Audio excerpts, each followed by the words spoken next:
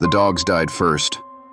The lean, scarred hunting hounds that guarded the perimeter of the black ships collapsed in the sand, their ribs heaving, choking on nothing.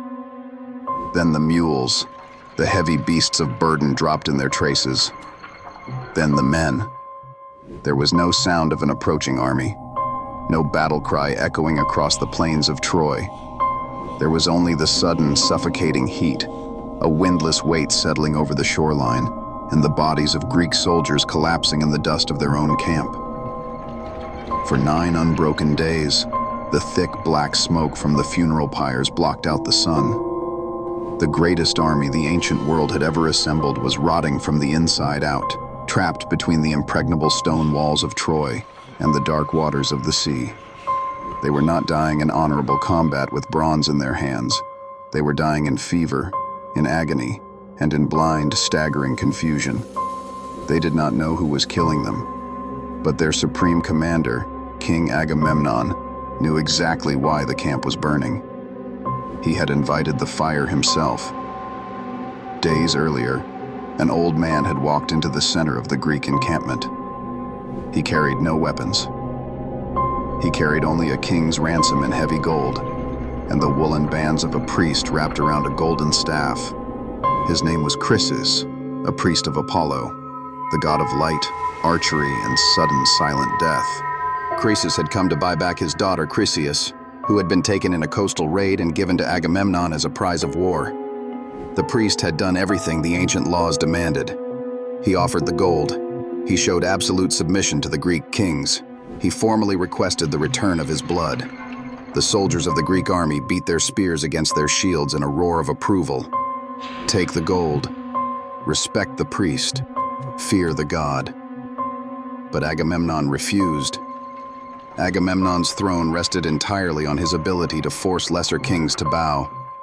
He was the commander who had dragged his own daughter to an altar and sacrificed her just to secure the winds to sail to Troy. To Agamemnon, surrendering this captive girl meant bowing to an old man in front of 100,000 soldiers. It meant looking weak. So he did not just refuse the ransom. He broke the sacred, unwritten law of the suppliant. He threatened the old man. He told the priest that his daughter would grow old in a foreign bed, working the heavy loom in the king's house in Argos. He ordered Chryses to run while he still had his life. The priest did not argue. He turned his back on the thousands of armed men and walked in silence along the shore of the sounding sea. And when he was far enough from the black hulls of the Greek ships, he raised his hands and prayed to Apollo. He did not ask for his daughter. He asked for the Greeks to pay for his tears. Apollo heard him.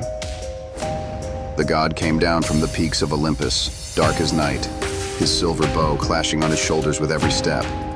He did not issue a warning. He did not demand a parley. He simply knelt on the edge of the camp, drew the silver string back, and began to shoot. Invisible arrows of pestilence rained into the Greek ranks. The plague struck the animals first, a silent, creeping slaughter that left the camp paralyzed. Then, it turned to the men.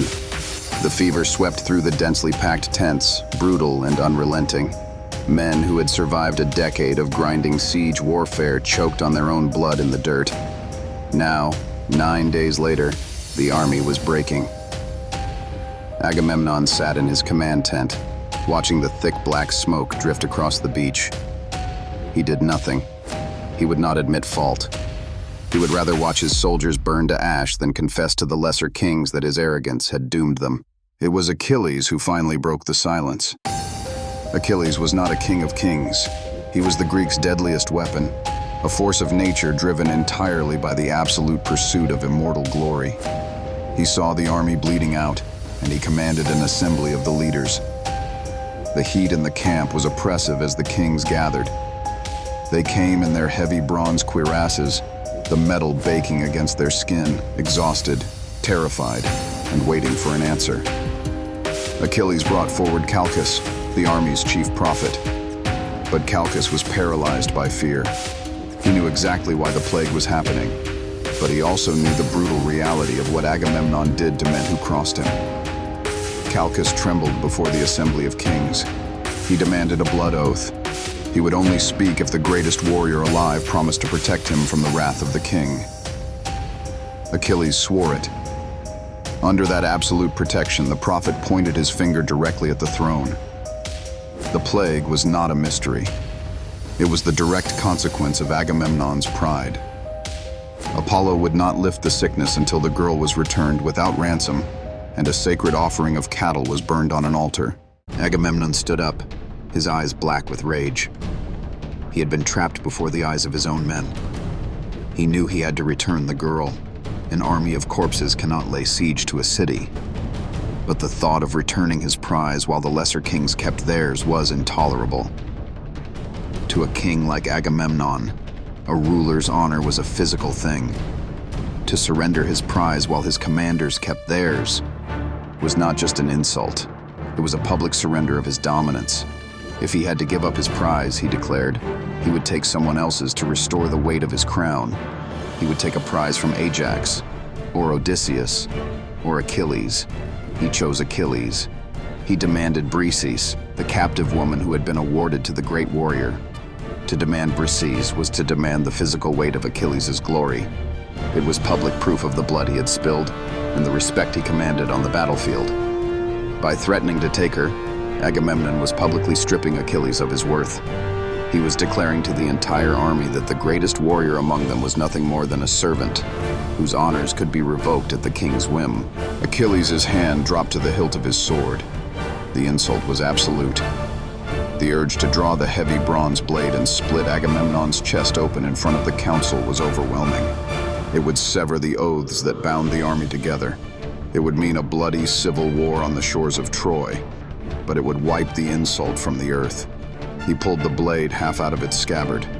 The metal hissed against the leather. The surrounding kings held their breath, waiting for the slaughter to begin. But a sudden, terrifying force stopped him. The goddess Athena, sent from Olympus, appeared behind him and gripped him by his golden hair. Invisible to the rest of the camp, she ordered him to sheathe the sword. She promised that Agamemnon's arrogance would eventually cost him 3 times over in gifts and glory, if Achilles only stayed his hand. Achilles pushed the blade back into the scabbard. He chose a colder, far more devastating revenge. Achilles looked at Agamemnon and delivered his judgment. He reminded the king that the Trojans had never wronged the men of Phthia.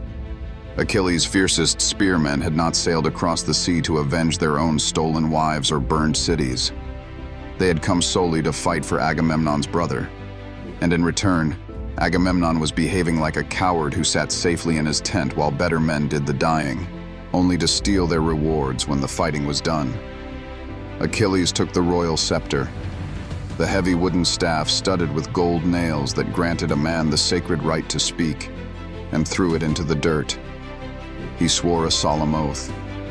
The day was coming, he said, when the Greeks would fall in droves under the sword of the Trojan prince Hector.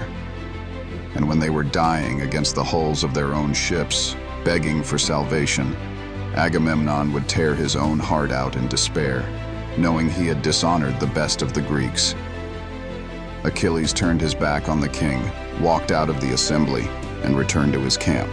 Agamemnon was too blind to see the trap closing around him.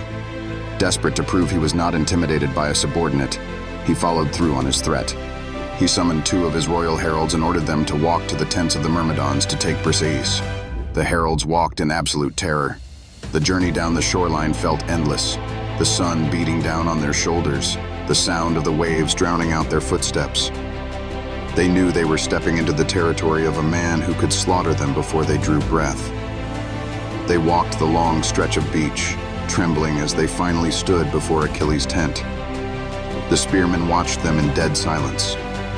But Achilles did not draw his sword against them. He understood the ruthless laws of power far better than Agamemnon did. He brought Briseis out from his tent and handed her over. He told the heralds they were blameless. They were merely tools. The crime and the ruin that would follow belonged entirely to the king. As they led her away, the theft was complete.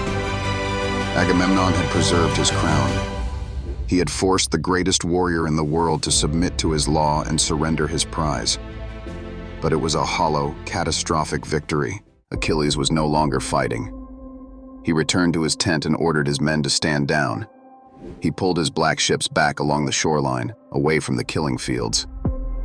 He formally withdrew his spears, his armor, and his blood from the Greek cause. He would sit by the sea and watch them burn. The plague of Apollo eventually lifted once Chryseis was placed on a ship and returned to her father. The pyres stopped burning, and the thick smoke cleared from the sky. But a new, deeper sickness settled over the Greek camp. It was dread. The news spread from tent to tent, from fire to fire. The Myrmidons were out of the war. Without Achilles, the Greeks had lost their vanguard. They had lost the nightmare that kept the Trojans hiding behind their massive stone walls. For 10 agonizing years, Hector and the Trojan army had refused to fight on the open plain because Achilles was there. The mere sight of his armor flashing in the sun was enough to break a charge. Now, the plains were empty. Agamemnon thought he was proving his absolute, unbreakable control over the army. Instead, he had exposed its fatal weakness. To save himself from the public embarrassment of a minor concession to a priest, he had shattered the only blade capable of taking the city and handed the Trojans the greatest victory of the war without them lifting a single spear. The king had secured his pride, but the Greeks would pay for it in blood.